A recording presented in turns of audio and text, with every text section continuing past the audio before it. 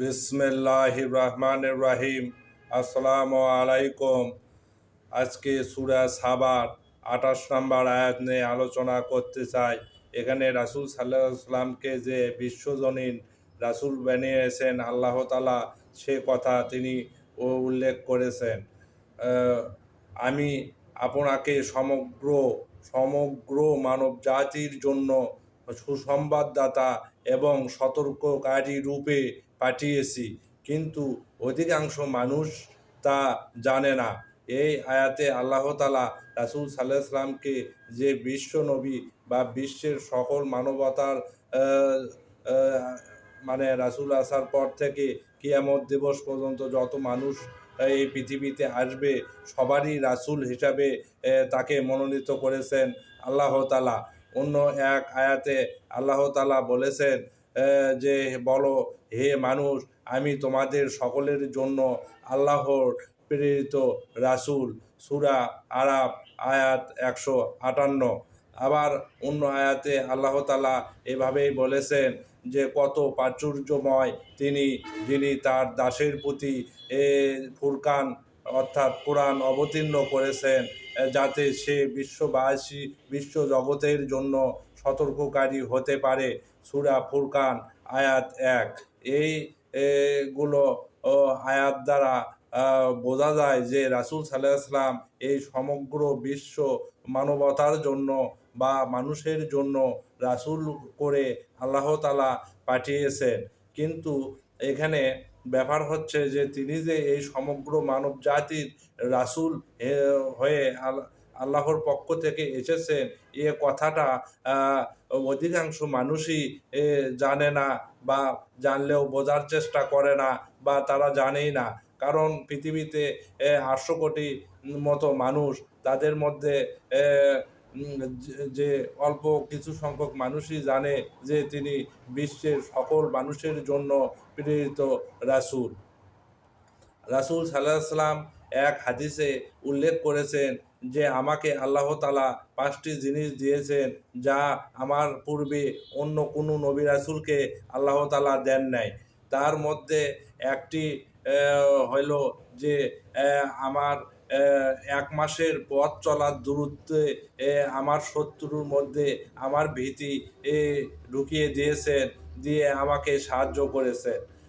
আমার 2 নম্বর হইল আমার জন্য সারা পৃথিবী কে পবিত্র করেছেন এবং মসজিদ করেছেন, যাতে আমি এবং আমার উম্মত যেখানেই থাকুক না কেন, নামাজের সময় হলে বা সালাতের সময় হলে তারা যেন সেখানেই সালাত আদায় করে নেয়।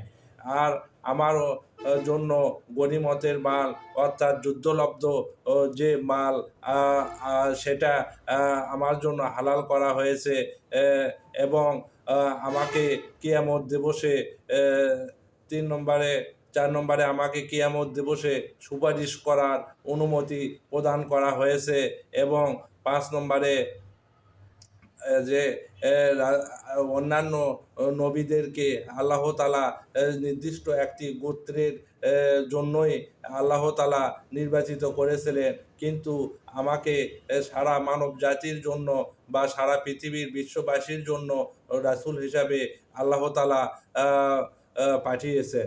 অন্য এটা বুখারী এবং মুসলিমে বর্ণিত হয়েছে। আরেক হাদিসে আল্লাহ তাআলা হযরত মুহাম্মদ সাল্লাল্লাহু আলাইহি ওয়াসাল্লাম বলেছেন যে আমি সাদা এবং কালো উভয়ের জন্য প্রেরিত হয়েছি। এটা মুসলিম শরীফে রাসূল সাল্লাল্লাহু আলাইহি ওয়াসাল্লাম বলেছেন। তাহলে বোঝা যাচ্ছে যে রাসূল সাল্লাল্লাহু আলাইহি ওয়াসাল্লাম বিশ্বজনীন বা বিশ্ব নবী হিসাবে, বিশ্ব মানবতার সকলের নবী হিসাবে আল্লাহ তাআলা পাঠিয়েছেন, কিন্তু মানব সমাজ বা মানুষের মধ্যে অধিকাংশ মানুষই এ কথা বিশ্বাস করতে পারে না, বা জানে না যে তিনি সারা মানব জাতির জন্য আল্লাহর প্রেরিত রাসূল, বা তারা বিশ্বাস করে না। তাই আল্লাহ তাআলা এখানে বলেছেন অধিকাংশ মানুষই তা জানে না।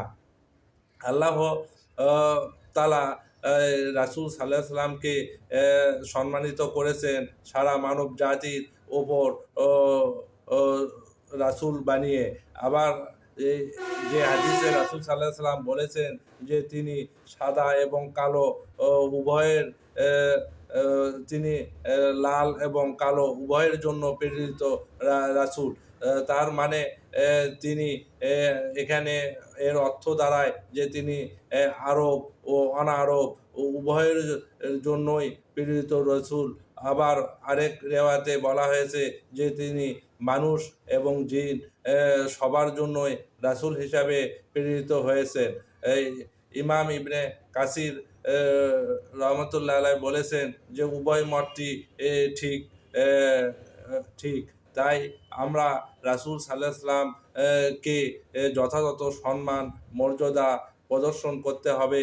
কারণ তিনি বিশ্ব মানবতার জন্য আম সুসংবাদদাতা ও সতর্ককারী রূপে আল্লাহ তাআলা পাঠিয়েছেন।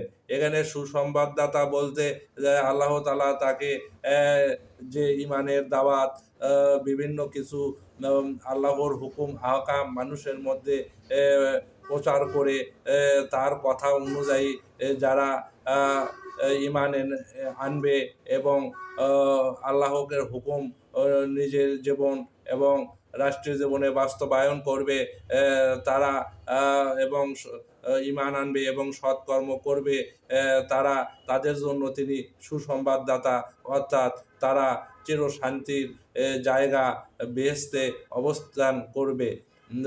ও অপরদিকে তিনি আবার সবার কাছে সতর্ককারী হিসাবেও প্রেরিত হয়েছেন, অর্থাৎ তিনি সতর্ক করেন যে তোমরা যদি আল্লাহর হুকুম না পালন করো, তার সাথে অংশী সাব্যস্ত করো এবং তার যে বিধিবিধান সেগুলার মধ্যে অনুপ্রবেশ ঘটাও বা তার বিধিবিধানকে লঙ্ঘন করো, তাহলে তোমাদের স্থান হবে জাহান্নাম।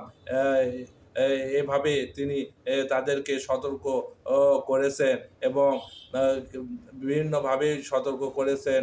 যেমন আল্লাহর হুকুম না পালন করলে তারা জাহান্নামে প্রবেশ করবে এবং সেখান থেকে বের হওয়ার আর কোনো সুযোগ নেই। এভাবে তিনি সুসংবাদদাতা এবং সতর্ককারী অনুযায়ী বিশ্ব মানবতার কাছে নিজেকে তুলে ধরেছেন এবং আল্লাহ তাআলাও তাকে বলেছেন যে তুমি তুলে ধরো। আজকে এ পর্যন্তই। আল্লাহ হাফেজ।